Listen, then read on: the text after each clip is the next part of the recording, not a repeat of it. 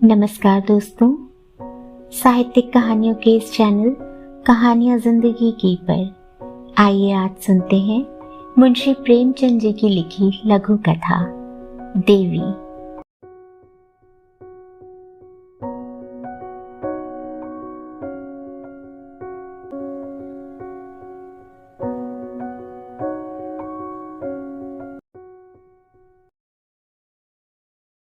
रात भीग चुकी थी।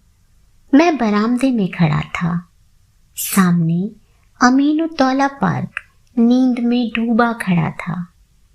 सिर्फ एक औरत एक तकियादार बेंच पर बैठी हुई थी। पार्क के बाहर सड़क के किनारे एक फकीर खड़ा राहगीरों को दुआएं दे रहा था। खुदा और रसूल का वास्ता, राम और भगवान का वास्ता, इस अंधे पर रहम करो। सड़क पर मोटरों और सवारियों का तांता बंद हो चुका था। इक्के दुक्के आदमी नजर आ जाते थे। फकीर की आवाज, जो पहले नक्कार खाने में तूती की आवाज थी, अब खुले मैदानों की बुलंद पुकार हो रही थी। एकाएक वह औरत उठी और इधर उधर चौकन्नी आंखों से देखकर फकीर के हाथ में कुछ रख दिया और फिर बहुत धीमे से कुछ कहकर एक तरफ चली गई। फकीर के हाथ में कागज का एक टुकड़ा नजर आया जिसे वह बार बार मल रहा था।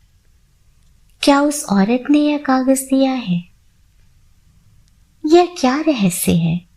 उसको जानने के कुतूहल से अधीर होकर मैं नीचे आया और फकीर के पास जाकर खड़ा हो गया। मेरी आहट आते ही फकीर ने उस कागज के पुर्जे को उंगलियों से दबाकर मुझे दिखाया और पूछा, बाबा देखो, यह क्या चीज है? मैंने देखा, 10 रुपए का नोट था। बोला, 10 रुपए का नोट है, कहाँ पाया?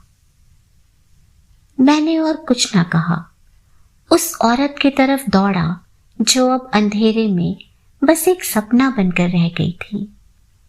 वह कई गलियों में होती हुई एक टूटे फूटे मकान के दरवाजे पर रुकी, ताला खोला और अंदर चली गई। रात को कुछ पूछना ठीक न समझकर मैं लौट आया।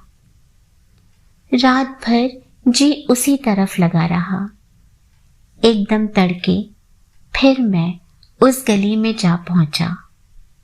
मालूम हुआ वह एक अनाथ विधवा है। मैंने दरवाजे पर जाकर पुकारा, देवी, मैं तुम्हारे दर्शन करने आया हूं। औरत बाहर निकल आई। गरीबी और बेकसी की जिंदा तस्वीर। मैंने हिचकते हुए कहा, रात आपने फकीर। देवी ने बात काटते हुए कहा, अजी वह क्या बात थी, मुझे वह नोट पड़ा मिल गया था, मेरे किस काम का था। मैंने उस देवी के कदमों पर सिर झुका दिया।